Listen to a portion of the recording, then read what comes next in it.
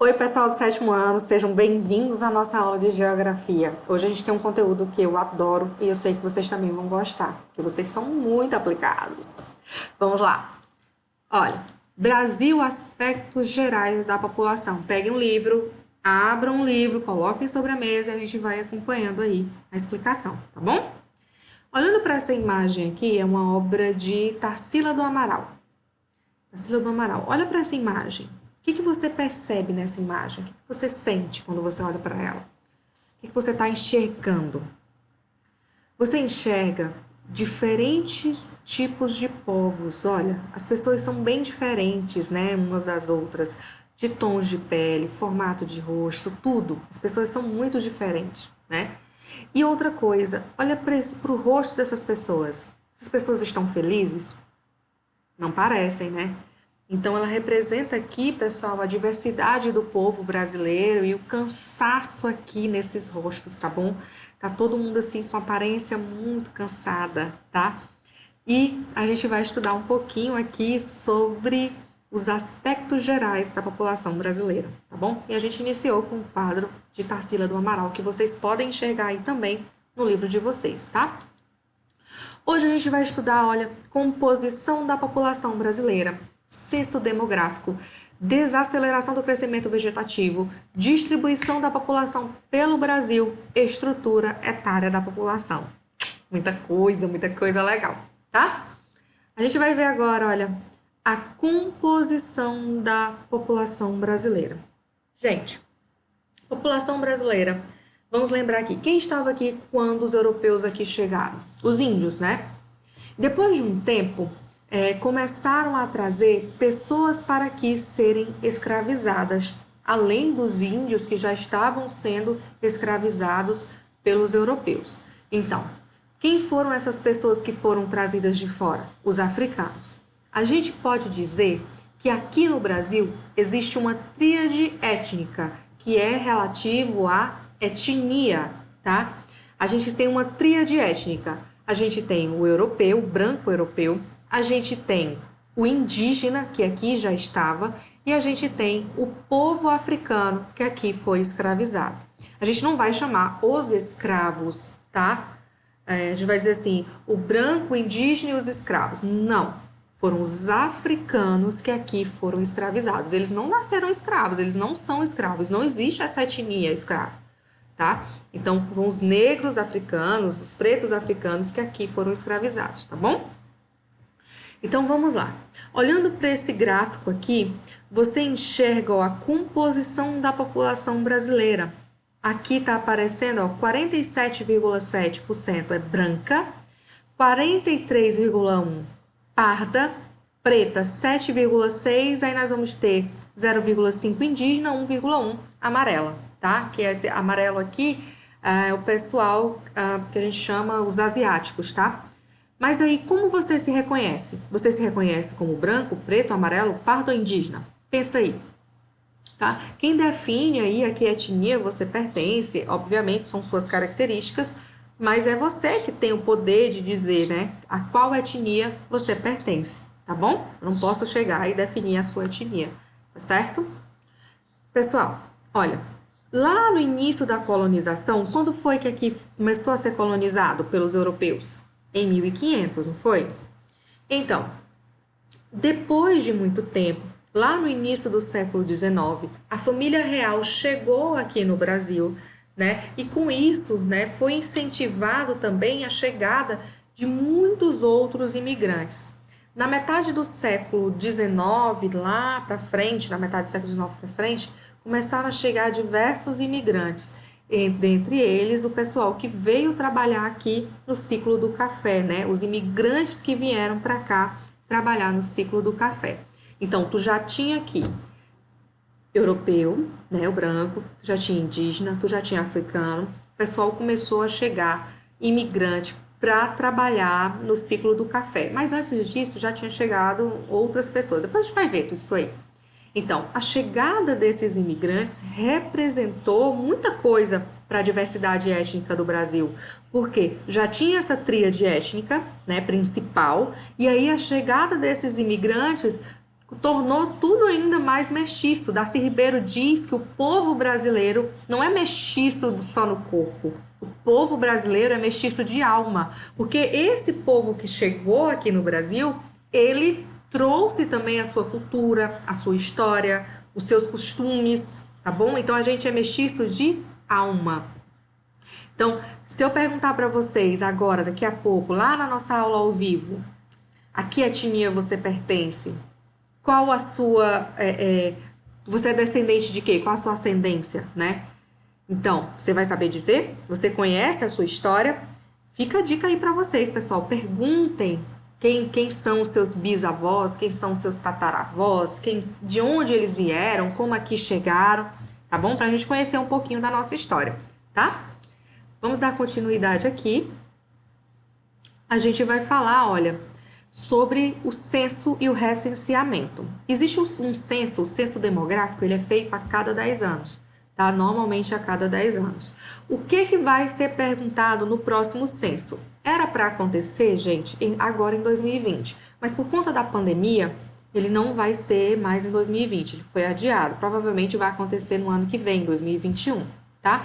Mas o que vai ser perguntado em todas as casas? Na sua casa vai uma pessoa fazer uma entrevista, tá? Do IBGE, do Instituto Brasileiro de Geografia e Estatística. Ele é que vai na sua casa fazer a pesquisa, tá?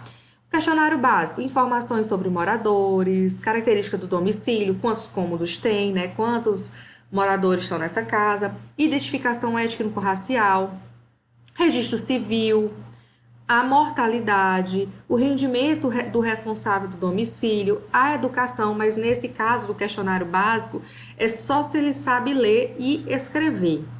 E em algumas partes, olha, em alguns domicílios, cerca de 10% vai ser feito um questionário mais extenso. Nesse questionário mais extenso, vai perguntar, olha, informações sobre o trabalho, a procura de trabalho, se ele está procurando, o rendimento de todos, o rendimento de outras fontes, o deslocamento para o trabalho, qual a escolaridade, porque na casa de todo mundo vai perguntar só se sabe ler e escrever, para saber a taxa de alfabetização.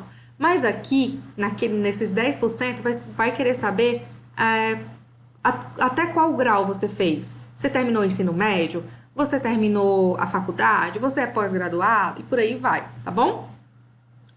A nupcialidade, que é a quantidade de casamentos em determinado período, a composição do núcleo familiar, se é uma família chefiada por mulher, se tem pai, mãe, filhos, ou se é uma casa, então, inúmeras, né, formas.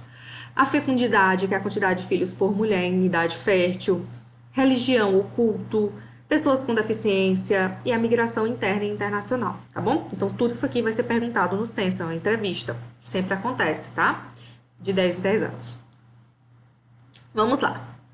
O censo de 2010 revela que na sociedade brasileira há preservação da desigualdade social. Então, nós vamos ter aqui na sociedade brasileira famílias extremamente ricas e famílias que vivem à beira da miséria, tá?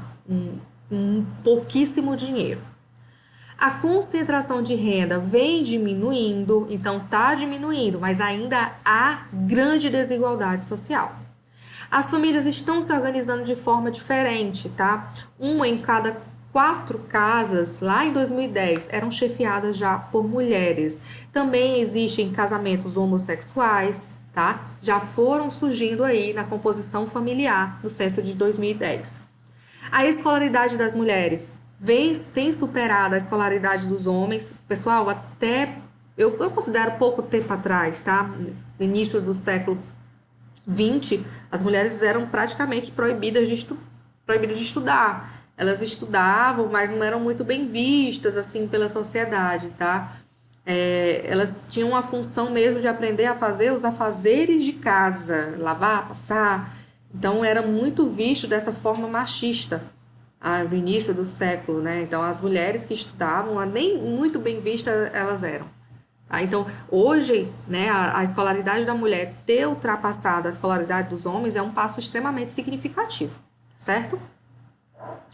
As mulheres têm expandido o seu espaço no mercado de trabalho, então as mulheres têm buscado cada vez e ocupado cada vez mais espaço no mercado de trabalho. A gente vai lembrar mais uma vez, que eu acabei de falar, mulheres eram criadas, né, no contexto social, na sociedade machista, patriarcal, né? A mulher era criada com o intuito de saber lavar, passar, cuidar da casa e dos filhos, tá? Mulher ir trabalhar fora, isso é um passo muito grande, e a gente ter conseguido, nós como mulheres, termos conseguido mais espaço no mercado de trabalho, isso é extremamente significativo, tá bom? A população sem instrução por etnia, tá? Então, a branca sem instrução em 2000 era 56%, 2010, 42%. A preta em 2000, 74,4%, e aí caiu em 2010. A parda também caiu. Então, a população ela tem se tornado muito mais instruída, né, com o passar dos anos. E eu acredito que nesse próximo censo ainda esse número aqui vai ter diminuído ainda mais, tá bom? A escolaridade tem cada vez mais aumentado. O crescimento populacional de um país está diretamente relacionado a dois fatores: a fluxo migratório e crescimento vegetativo, que é aí a diferença da taxa de natalidade pela taxa de mortalidade, tá? Que o crescimento vegetativo vai ser indicado. O fluxo migratório é imigração por emigração. A gente vai já ver direitinho, tá? A gente vai olhar aqui, olha, sobre... Opa, deixa eu botar aqui, pronto. Os fluxos migratórios oscilam e, para entendê-los, é importante se considerar o número de pessoas que chegam ao país. Imigrante. Então, quando você vê o nome aqui, ó, imigrante, com I, é quem chega, quem entra no país. Emigrante, quem sai do país. Entendeu? Quem vai embora do Brasil para os Estados Unidos é um emigrante, com E. Quem vem embora dos Estados Unidos para cá é um imigrante, tá bom? Com I. Então, vamos aprender isso aí. Então, se tu tem um país e chegam três imigrantes e saem 2 brasileiros para ir morar em outro país, chegaram 3 e saíram 2, a população desse local aumentou ou não? Aumentou ou diminuiu? Chegaram 3 imigrantes e saíram 2 imigrantes. Ficou com 1 a mais, não foi? Então, a população aumenta. Então, essa taxa de emigração e imigração, ela influencia muito no aumento populacional, tá certo? E também a taxa de natalidade e a taxa de mortalidade vai influenciar muito, tá bom? O que é esse crescimento vegetativo? Quanto a taxa de natalidade é maior do que a de mortalidade, tem o crescimento vegetativo positivo. Quando nascem 5, né, e morrem 4, o crescimento vegetativo é positivo, tá? Quando nascem 5, deixa eu procurar a câmera. Quando nascem 5 e morrem 6, então tá morrendo mais gente do que nascendo, não é? Então o crescimento vegetativo é negativo. Entenderam como funciona? Então, um país cresce mais quando o crescimento vegetativo é positivo, quando nasce mais gente do que morre, tá bom? E aí a população começa a diminuir quando morre mais gente do que nasce, entenderam? Olhando para esse gráfico aqui, para essa imagem, para essa tabela, perdão, não é um gráfico, essa tabela, vocês enxergam, olha, a população cresceu, mas houve um crescimento, assim, bem grande a partir, nessa época aqui, né? Em 1950, começou um crescimento, né? Uma explosão demográfica, que a gente chama. Aumentou muito a população aqui, tá? Por quê? Nessa década de 50, pessoal, estava terminando a Segunda Guerra Mundial, 1945. Né? Na Segunda Guerra Mundial, o uso de antibióticos foi muito expandido e viu que funcionou em soldados. Então, as pessoas não morriam mais por doenças infecciosas tão facilmente como morria antes da década de 1950, né? De 1950. Então, a medicina melhorou, a utilização de antibióticos aumentou muito, hábitos de higiene também influenciam muito. Tá? Descoberta de uma variedade de vacinas. Por isso a população começou a aumentar muito, né? A taxa de mortalidade também diminuiu muito. A taxa de mortalidade infantil, que são bebês que morrem até completar 1 ano de idade, também diminuiu muito. Os bebês começaram a conseguir sobreviver muito mais, né? A melhora da medicina, pessoal, é muito significativa na taxa de mortalidade, obviamente. Quanto mais a medicina evolui, menos pessoas vão morrer, tá bom? Por exemplo, agora, né, no meio da pandemia que a gente está vivendo, quanto mais se descobre métodos, né, na medicina para se tratar o paciente, menos pessoas estão morrendo de Covid. Compreendem como funciona? Até aqui, pessoal, mais ou menos aqui, aqui, ó, 1872. Até mais ou menos 1872, não se tinha dados, por isso que começa aqui, tá? Dados populacionais do Brasil. Só começa em 1872. Até 1872 se tinha mais ou menos uma estimativa de quantas pessoas moravam no Brasil.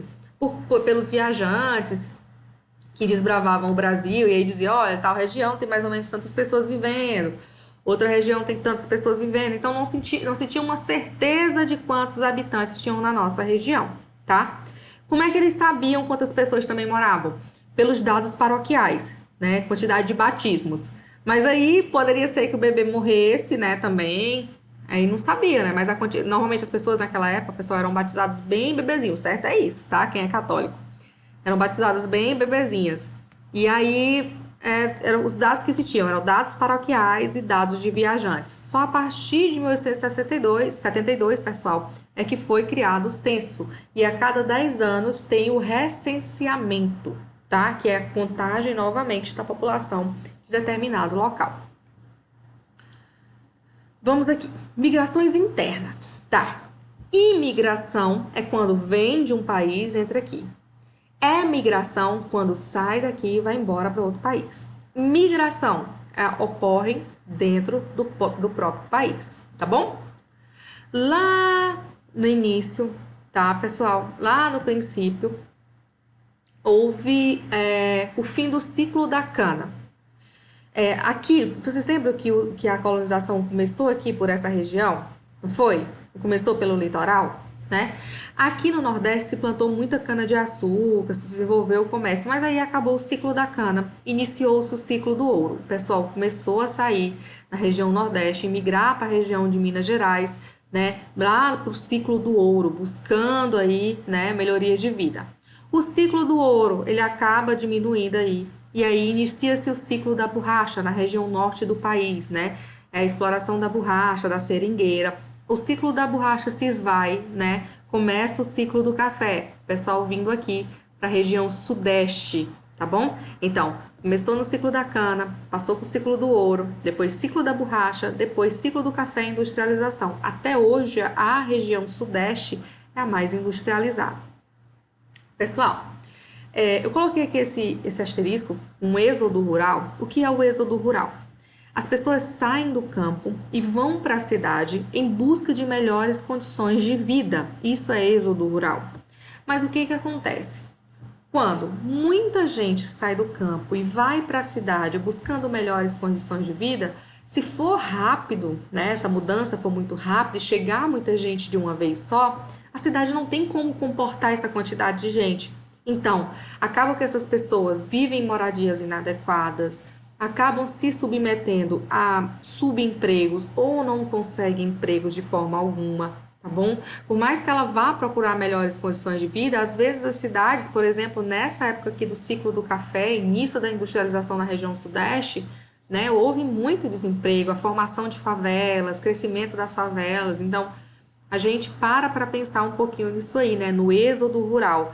Quando a cidade oferece meios, né, para melhores condições de vida, às vezes ela não tem condição de suportar todo mundo, né, que chega de uma vez atrás, né, de dessas melhorias, né. Aqui está mostrando, ó, o movimento da população dentro do território brasileiro, tá bom? Vamos dar continuidade. Olha, e migrações internacionais. 1500 colonizadores chegaram aqui. Eu vou chamar de imigração ou de emigração? Chegaram aqui imigrantes, né? 1500 colonizadores, e aí eles já encontraram os indígenas e trouxeram africanos para aqui serem escravizados. Então, nessa época aí, mais ou menos em 1500, os anos que se seguiram, aconteceram aqui, né, esses movimentos. No século XIX e XX, né, chegaram muitos italianos, espanhóis e alemães, tá? Nessa época aqui, pessoal, essa galera aqui veio fugindo de guerra, de fome, de miséria, mas também, pessoal, veio para trabalhar, olha, no café. Essa foto aqui está exemplificando os imigrantes trabalhando em lavouras de café, tá certo?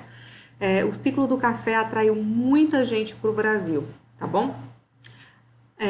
E no século XX, pessoal, muitos asiáticos, tá certo? Eu quero mostrar aqui para vocês outra coisa aqui nesse mapa, tá, pessoal? Percebam aqui o fluxo, principalmente de nordestinos, tá? A gente aqui do Nordeste foi o povo que mais foi embora buscando melhores condições de vida, fugindo da seca, da fome, da miséria, tá? Que aqui existe e existia mais forte, talvez, alguns anos atrás, né? O povo saía muito aqui do Nordeste buscando melhores condições de vida em outras regiões, tá bom? E agora, desaceleração do crescimento vegetativo. O que é crescimento vegetativo? Taxa de natalidade, né? Pela taxa de mortalidade, né? Quando a taxa de natalidade é maior, é positivo. Quando a taxa de natalidade é menor que a taxa de mortalidade, o crescimento é negativo. Tem que gravar, tá? Isso aí, importante. Vocês vão gravar hoje. Vocês têm que carregar isso até para sempre, tá bom? Lembrem, gravem, anotem. Evolução da taxa média. Esse gráfico aqui tá mostrando essa tabelinha. Tô confundindo hoje tabela com gráfico, tá vendo? Tô louca. Evolução da taxa média de geométrica de crescimento anual, de 1940 a 2010. 1950, aqui, ó, lembra da explosão demográfica? Subiu, subiu, subiu, aí começou a cair, pessoal, olha. Cai, cai, cai. E esse crescimento aqui, ó, começa a cair, principalmente aqui na década de 70, tá? Isso aqui vocês têm que gravar também. Cai, cai, cai. E aí continua caindo. É muito provável que tenha caído muito mais nos últimos anos. Esse crescimento vegetativo brasileiro está abaixo de 1. Por que isso acontece? 1950, melhoria da medicina e tudo isso aí, aumentou muito a população, não foi? Foi. 1970, pessoal, aqui no Brasil, houve um grande aumento da industrialização, o crescimento das cidades, aumento do êxodo rural. As pessoas iam trabalhar nas cidades, as mulheres já não queriam mais, as famílias não precisavam ser mais tão extensas como era na época que eles moravam no campo, que existia a agricultura de subsistência, a agricultura familiar, tá? Que precisava ter muito filho para ajudar no campo. Agora, vivendo nas cidades, não tinha mais essa necessidade de ter muitos filhos para ajudar no campo, tá? Melhoria da medicina, eu tô falando de 1970 agora, tá? Melhoria da medicina e aí descoberta de novos métodos anticoncepcionais, ou seja, para a mulher não engravidar. Então, a taxa de fecundidade diminuiu. O que é taxa de fecundidade? Quantidade de filho por mulher em idade fértil, bom? A taxa de fecundidade diminuiu, as mulheres passaram a ter menos filhos. Por quê? Usavam anticoncepcionais, porque não precisava mais desse tanto de filho para trabalhar no campo. Também porque ela estava inserida no mercado de trabalho, ela começou a trabalhar e aí não teria tempo nem condições de cuidar de tantos filhos, tá bom? Uma outra coisa também, a taxa de fecundidade, né, a quantidade de filhos por mulher em idade fértil. O que acontece? Antes de 1970, as mulheres casavam muito cedo, 11, 12, 13 anos, e aí elas começavam a ter filhos a partir dessa idade, né? Assim que casavam. Já de 1970 para frente, né, já tinha um outro costume, a cultura mudou, as mulheres começaram a casar cada vez mais tarde. E aí o casamento tardio também diminuiu a taxa de fecundidade, né? Se as mulheres casavam com 11, 12, começavam a ter filhos a partir dali, né? Já em 1970, casando com 25 anos, 20 e tantos anos, né, elas teriam até menos tempo para ter filhos, né?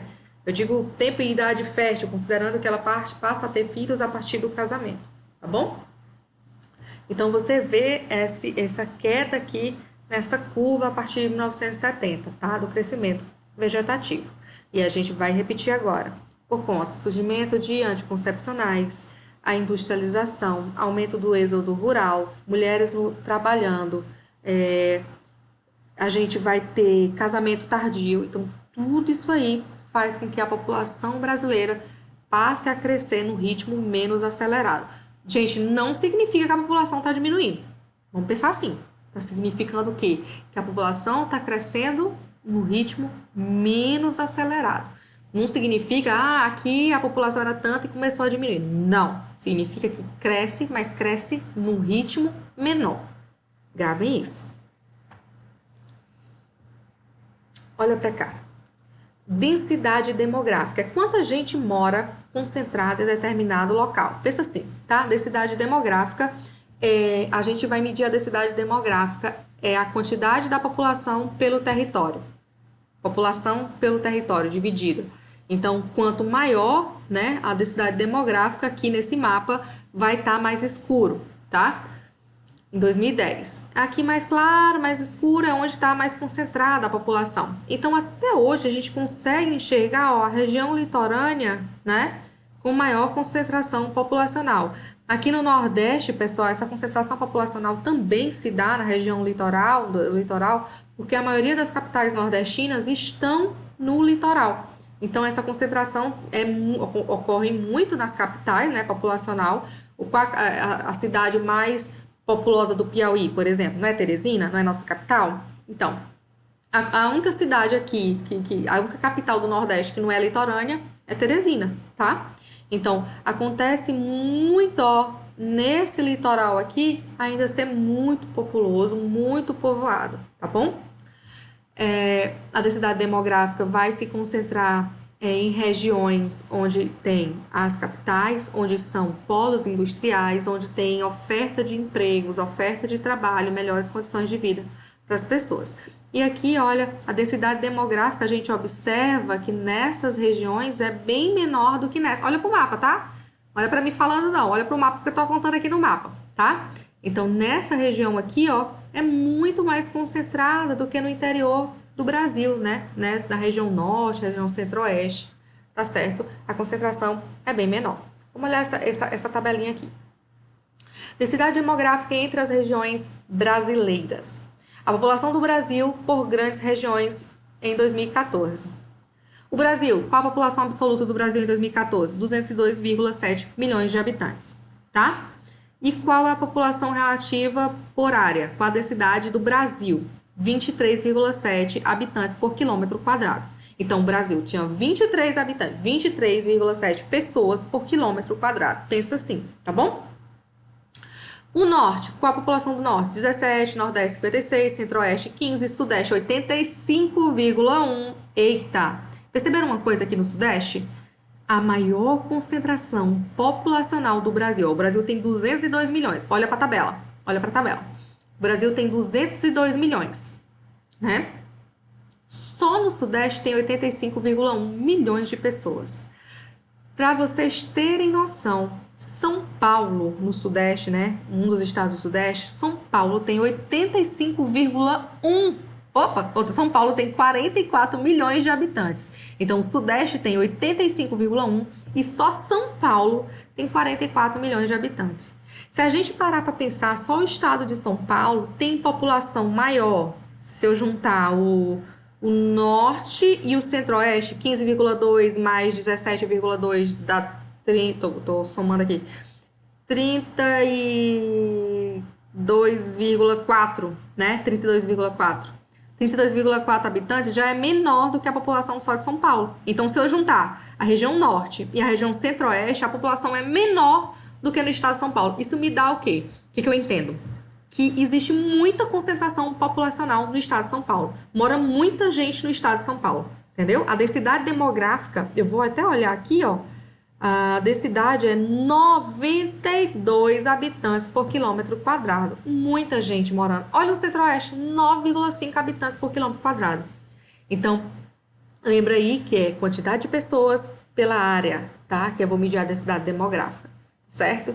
Então, a maior parte da população brasileira, pessoal, ela vai viver aqui, na região Sudeste, tá? Aí a gente vai seguir aí, o Nordeste, nosso Nordeste, tá? Aí depois vocês vão dando uma olhadinha aqui nessa tabela melhor, dá um pausezinho aí, dá uma olhada, tá? E aí, como é que eu vou diferenciar o que é um lugar populoso de um lugar povoado? Pessoal, populoso é a população absoluta, independente da área, da distribuição.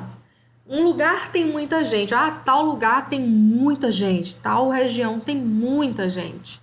É um lugar populoso, tá? População absoluta.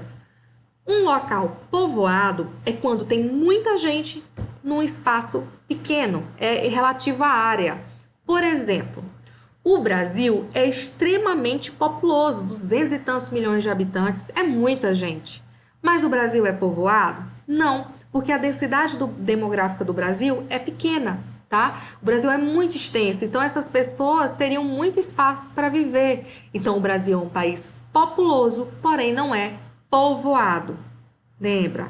Populoso é quando tem muita gente, povoado, muita gente num pequeno espaço. Pensa assim, tá bom? Muita gente num pequeno espaço. Aí torna-se um país, uma região povoada. Povoado forma como a população está distribuída pelo território, ou seja, um número de habitantes de determinada área. Então, eu posso dizer que São Paulo é povoado? Posso. Eu posso dizer que o Centro-Oeste é povoado? Não posso, tá? Porque tem pouca gente numa grande área, tá certo? E a população brasileira é maior do que a população do Japão. Sim, a população brasileira é maior que a população do Japão. A população do Japão, 127 milhões. População aqui do Brasil, mais de 200 milhões. Só que, como o Brasil é grandão, é enorme, o Brasil é menos povoado do que o Japão. Então, é um país populoso, pouco povoado. Já o Japão é populoso e é povoado, porque é um pequeno território. Olha a extensão territorial do Japão comparada, olha para a tabela, a população do Japão em comparação com a extensão territorial, extensão territorial do Brasil comparada com a extensão territorial do Japão. Do Brasil é infinitamente maior, né? Olha a densidade demográfica aqui, ó. 336 habitantes por quilômetro quadrado no Japão, enquanto no Brasil 24,78. Então, olha a diferença, né? Ó, 336. Olha o tanto de gente que mora em determinada área. Muita gente num pequeno espaço. Pouca gente num grande espaço. Compreenderam? Olhando para essa imagem aqui, você vê a estrutura etária da população. Pirâmide etária da população. Uma pirâmide etária, pessoal, ela é feita para a gente conhecer, né, a estrutura de uma população de determinada região. O Piauí, eu posso fazer uma pirâmide etária do Piauí, posso fazer uma do Nordeste, posso fazer uma do Brasil, qualquer região, tá? É a composição da população residente naquela região, por sexo, grupos de idade no Brasil. Então, normalmente, desse lado aqui, ó, vem as mulheres, desse lado, os homens, tá? E são divididas algumas vezes entre população jovem, que é de 0 a 19 anos, população adulta de 20 a 59 anos e população idosa de 60 anos para frente. Então, de 0 a 19 anos, eu vou considerar a população jovem, até aqui, ó. Até essa parte aqui é a população jovem, tá? Aí, de 20 até 59 anos, até aqui, ó, daqui de 20 até 59, olha para a tabela, pessoal, para a pirâmide. Até 59 anos, pessoal, eu vou ter a população adulta. Daqui para cima, população idosa. Compreenderam? Essa aqui é a nossa pirâmide em 1991, pirâmide do Brasil. Eu vou colocar aqui, ó, olha para a estrutura da pirâmide, né? A quantidade de pessoas, aqui é a quantidade de pessoas.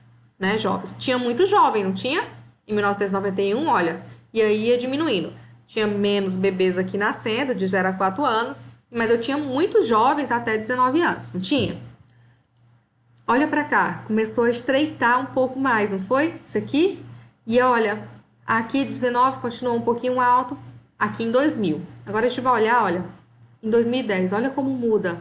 Aqui ficou mais estreito, aqui mais largo, né? Pessoas vão envelhecendo, né? Então, tu tem uma população adulta crescente, mais uma população jovem que tem a tendência a ser diminuída, tá? Pessoal, a gente diz que uma pirâmide etária de países em desenvolvimento ou países ricos tem a base estreita. Então, isso aqui é a base, ó. Quanto menos gente nasce, a base é estreita, tá? Quanto menos gente nasce aqui, quanto mais estreita, menos gente nasce, quanto menos bebês tem aqui, mais rico aquele país é. Por quê? Significa que as mulheres não estão tendo muito filhos, porque provavelmente estão trabalhando, estão estudando, estão se desenvolvendo, e aí quanto menos bebês nascem, mais elas podem trabalhar, mais elas podem produzir. Quanto maior também, pessoal, a quantidade de pessoas idosas, significa que as condições de vida naquele país também estão melhorando. Olhando para cá, olha a quantidade de pessoas, olha, com 80 anos, 84 e 91, e agora em 2010 aumentou muito. Significa que a medicina, né, melhorou muito nesses anos, as condições de vida, moradia, água potável, tudo, higiene, saneamento básico, tudo melhorou nos últimos anos, entenderam? Então, quanto mais idosos tem e quanto menos bebê tem, significa que as condições de vida estão relativamente melhores, tá? Olha para cá. Povos tradicionais. A gente vai estudar aí, né? Vocês vão ver no livro de vocês que existem comunidades quilombolas, comunidades indígenas. Em 1500, pessoal, aqui no Brasil tinham 11 milhões de índios. Hoje, esse número foi extremamente reduzido. Acho que está em torno aí de 900 mil índios no Brasil atualmente. Então, esse número caiu drasticamente, né? Esse povo indígena, como diz o slide, ele foi marcado por doenças, escravidão e extermínio. Os colonizadores, pessoal, quando aqui chegaram, eles mataram muitos índios, eles escravizaram muitos índios, os índios sofreram diversos tipos de abuso. E hoje o espaço reservado para esses indígenas tem cada dia mais diminuído, tá? Áreas de reservas indígenas. Eles têm perdido cada vez mais espaço para que eles possam desenvolver a sua cultura nessas regiões sem influência de outros povos, da gente, né, do povo que tem outra cultura, tá bom? Mas o povo indígena é a raiz do Brasil, né? A história do Brasil, ela é contada e ela se inicia, o costume, a cultura desse povo deve ser preservada e a área também para esses indígenas desenvolverem a sua vida também deve ser preservada. A gente foi até questão de prova, né? Nessa última prova que vocês fizeram, a influência que tinham os indígenas na natureza é muito diferente da influência que os colonizadores, que os portugueses tiveram na natureza. Os índios usam a natureza para viver, né? Não retiram mais do que precisam. Já os colonizadores visam o lucro, né? Então retiram muito mais do que precisam, certo? E agora a melhor parte que vocês adoram. Agenda, página 29, gabaritando no caderno. Vocês vão fazer o Continue Aprendendo, questão 1 até a 14. 1, 2, 3, até a 14.